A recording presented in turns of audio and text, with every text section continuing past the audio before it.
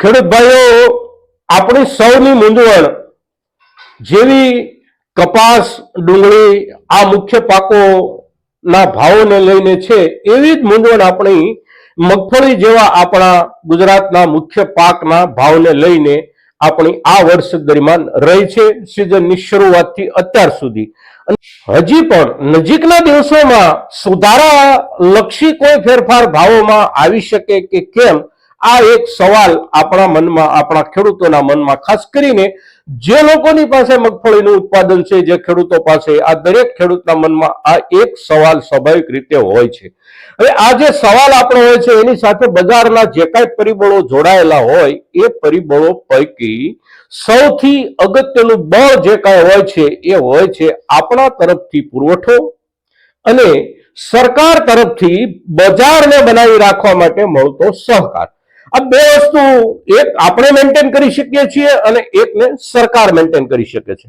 તો આ બંને મુદ્દાઓ પર આપણે મગફળીની બાબતમાં ક્યાં છીએ અને જ્યાં છીએ ત્યાં યોગ્ય જગ્યાએ છીએ કે આગામી દિવસોમાં એની સારી અસર પડી શકે એવી જગ્યાએ છીએ કે કેમ, એના ઉપર આજે આપણે ચર્ચા કરીએ છીએ. કારણ કે એના આધારે જ આગામી સમયમાં આપણને વિશેષ ભાવમાં સુધારો વધારો મળવાની શક્યતાઓ હોય છે. મિત્રો, તો આપણા મગફળીના આગામી દિવસોના ભાવના રૂઝાનો કેવા હોઈ શકે એના પર આપણે જ્યારે ચર્ચા કરીએ છીએ ત્યારે આજના આ એપિસોડમાં, આ વિડીયોમાં આપ સૌ ખેડૂત મિત્રો અવશ્ય બન્યા રહેજો. નમસ્કાર ખેડૂત મિત્રો, જય કિસાન, જય ભારત. ખેડૂત ભાઈઓ, આજે 31 ડિસેમ્બર મંગળવારનો દિવસ, વર્ષ 2024 નો આજે છેલ્લો દિવસ. આવતીકાલથી આપણે વર્ષ 2025 દાખલ થઈશું.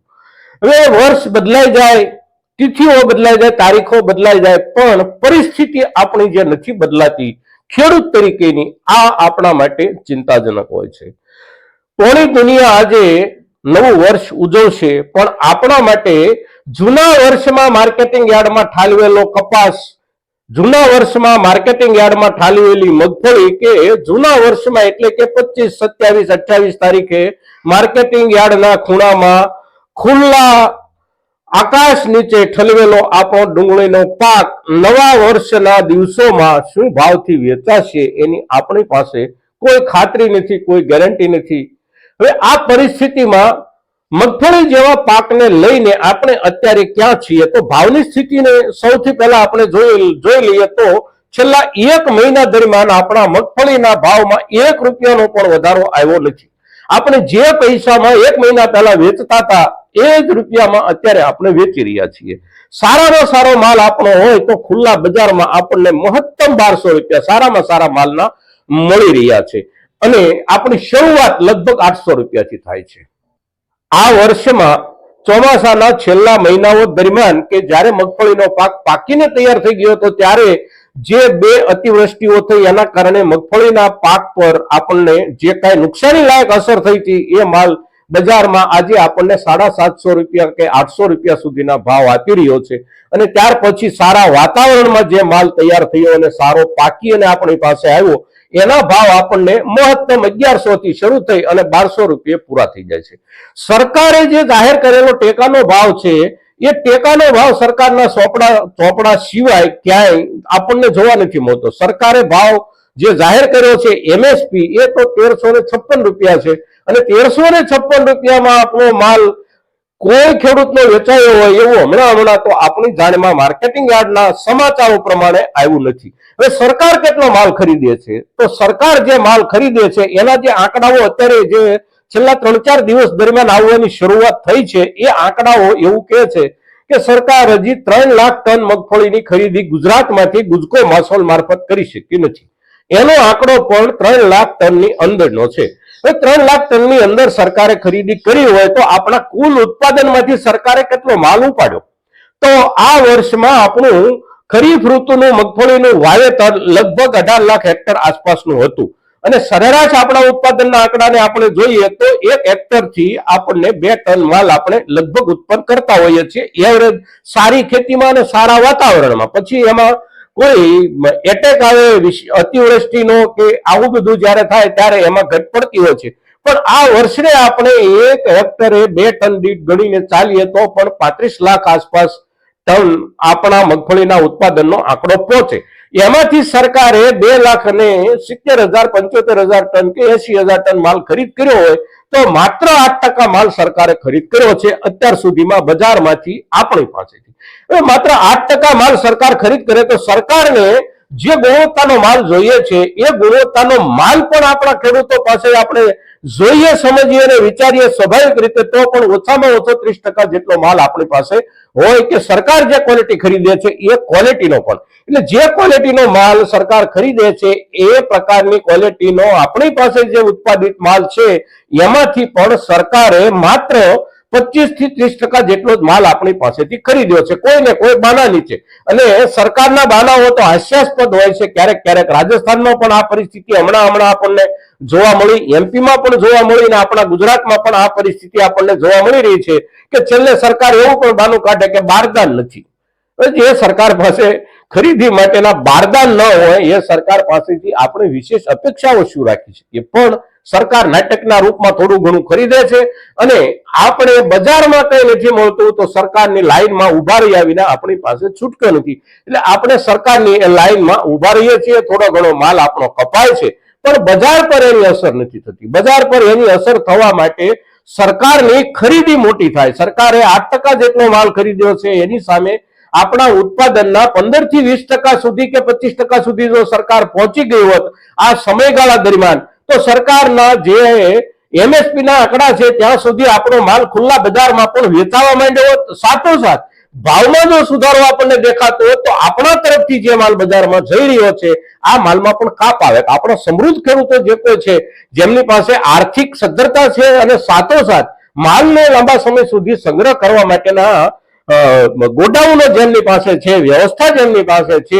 આવા ખેડૂતો માલનો સંગ્રહ કરે અને એ જે સંગ્રહ થાત એ સંગ્રહની અસર પણ આપણા રોજિંદા બજારના ભાવ ઉપર અવશ્ય પડે.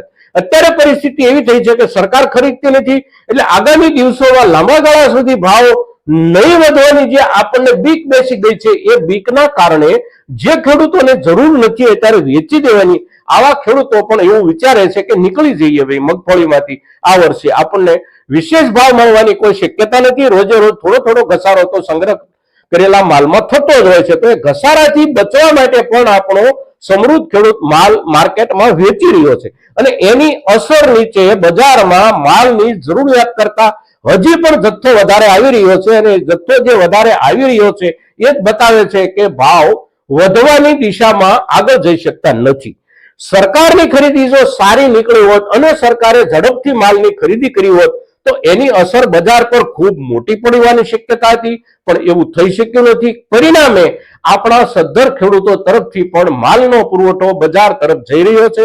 આ માલનો પુરવઠો જે બજાર તરફ જઈ રહ્યો છે એને આપણા સદ્ધર ખેડૂતો થોડો સમય જો નિયંત્રિત કરી શકે તો પણ બજારમાં સુધારો આવી શકે છે. સાથે સાથે બજાર જે છે મગફળીનું એ હંમેશા મગફળી માટે બે સિઝનની અપેક્ષામાં રહેતું હોય છે. કારણ કે આપણે ત્યાં મગફળી આપણે જોઈએ તો જુલાઈ મહિનાથી વાવેતર શરૂ થાય તો છેક ફેબ્રુઆરી મહિના સુધી આપણે જુદા જુદા સમયે વાવેતર થતું રહેતું હોય છે. અંતિમ વાવેતર આપણું ફેબ્રુઆરી અને માર્ચ મહિના સુધી આપણા ખેડૂતો ઉનાળુ મગફળીના રૂપમાં આપણે કરતા હોઈએ છીએ જ્યાં પાણીની સુવિધા અને અનુકૂળતાઓ હોય છે ત્યાં. આ વર્ષમાં વરસાદ ખૂબ હતા એટલે છેલ્લા વરસાદના કારણે પણ તમામ પ્રકારના આપણા જળાશયો ભરેલા છે. જમીન તળમાં પણ પાણીની સ્થિતિ એકંદર સારા વિસ્તારોમાં સારી છે કે જ્યાં આપણે મગફળીનું પિયત દ્વારા ઉત્પાદન કરી શકતા હોઈએ. તો ઉનાળુ પાકના વાવેતરની અપેક્ષાએ પણ અત્યારે બજાર રહેતું હોય છે કે એકાદ બે મહિના સુધી માર્કેટ આ જગ્યાએ જળવાઈ રહે તો ફરી એક વખત નવો માલ ખેડૂતો તરફથી આવવાની શરૂઆત થઈ જશે. કારણ કે 11મા મહિનામાં પણ આપણે ત્યાં કેટલાક ખેડૂતો મગફળીનું વાવેતર કરતા હોય છે. અત્યારે ડિસેમ્બરમાં પણ મગફળીનું વાવેતર શરૂ હોય છે, ત્યાર પછી જાન્યુઆરી, ફેબ્રુઆરી આ બધા સમયગાળા દરમિયાન મગફળીનું વાવેતર થાય છે. આપણે ત્યાં થાય છે એવું પણ નથી, દેશના તમામ ભાગોમાં થાય છે. રાજસ્થાનમાં, મધ્યપ્રદેશમાં, ઉત્તર પ્રદેશમાં, હરિયાણામાં જ્યાં જ્યાં મગફળીનું વિશેષ વાવેતર થાય છે ત્યાં આ જ પ્રમાણે મગફળીના વાવેતરની સિઝન ચાલતી હોય છે. આ વર્ષમાં ખરીફ ઋતુમાં આખા દેશનો આપણો વાવેતરનો આંકડો આપણે જોઈએ તો લગભગ 44-45 લાખ હેક્ટરમાં વાવેતર થયું હતું. ગયા વર્ષની સરખામણીમાં આ વર્ષમાં વાવેતરમાં ખૂબ મોટો વધારો હતો કારણ કે ગયા વર્ષમાં આપણને થોડા વળતર લાયક ભાવ સમગ્ર વર્ષ દરમિયાન મળ્યા હતા. પરિણામે આપણું વાવેતરનું જે વલણ હતું એ મગફળી તરફ થોડુંક વધુ હતું અને એની અસર વાવેતર પર થઈ. વાવેતર પર થયેલી અસર અને એકંદર ઉતારો આ વર્ષમાં સારો રહેવાના કારણે જે પરિણામ દર વર્ષે આપણને મળતું હતું એના કરતા ઉત્પાદનનો આંકડો પણ આ વર્ષે વધી શકે છે. એકંદર આપણું વાર્ષિક ઉત્પાદન છેલ્લા 3 વર્ષના એવરેજ આંકડા આપણે જોઈએ તો 75 લાખ ટન થી લઈ અને 85 લાખ ટનની વચ્ચે રહેતું હોય છે. આ વર્ષે કદાચ એના કરતા 5 લાખ ટન 7 લાખ ટન કે 10 લાખ ટન ઉત્પાદનમાં વધારો ખરીફ ઋતુના વાવેતરનો પણ આપણને મળી શકે છે.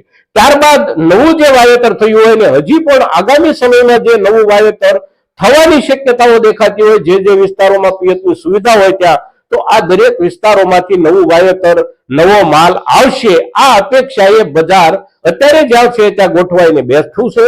સરકાર તરફથી વિશેષ સહયોગની જાહેરાત થાય, ખાસ કરીને જે ભાવ સરકારે નક્કી કર્યા છે એ ભાવથી સરકાર ખરીદી વધારે તો પણ બજાર સુધરી શકે છે. પણ અત્યારના સમયમાં ન તો સરકાર તરફથી કોઈ વિશેષ એક્ટિવિટીના સમાચાર છે, સાથે સાથે આપણા તરફથી પુરવઠો ઘટે, ખૂબ મોટા પ્રમાણમાં ઘટે, નોંધપાત્ર માત્રામાં ઘટે એવા પણ સંકેતો અત્યારના સમયમાં આપણને જ્યારે ન દેખાતા હોય ત્યારે આજે અને અત્યારના સમયે જે જગ્યાએ આપણું મગફળીનું બજાર છે એ જગ્યાએથી આગળ વધવાના સંજોગો નજીકના દિવસોમાં આપણને વિશેષ રૂપમાં દેખાતા નથી મિત્રો. પણ એને માટે આપણે ખેડૂતોનો એક વર્ગ થોડો સહકાર આપણા બાકીના ખેડૂત વર્ગના લોકોને કરી શકે છે. એ લોકો જો એવું નક્કી કરે કે થોડા સમય માટે આપણે માલનો સંગ્રહ કરી રાખીએ તો આપણા ભાવમાં ફાયદો થવાની શક્યતાઓ અવશ્ય દેખાઈ રહી છે મિત્રો. આજના દિવસે મગફળીની એકંદર પરિસ્થિતિ, ઉત્પાદનની પરિસ્થિતિ, હવે પછીના વાવેતરના અંદાજોની પરિસ્થિતિ, આ બધા ઉપર જ્યારે આપણે એક વિસ્તૃત ચર્ચા કરીએ છીએ ત્યારે આપણા મહત્તમ ખેડૂતો આપણી આ ચર્ચા સાથે જોડાય અને વધારેમાં વધારે ખેડૂતો સુધી આપણે સૌ પહોંચી અને એક સંયુક્ત ચર્ચા આપણે સારી રીતે કરી શકીએ. એટલા માટે આપ સૌને વિનંતી કે મહત્તમ ખેડૂતો સુધી આપણો આ એપિસોડ પહોંચાડવાના પ્રયાસો આપ સૌ કરતા રહેશો એવી આપની પાસેથી અપેક્ષા સાથે. જય કિસાન, જય ભારત.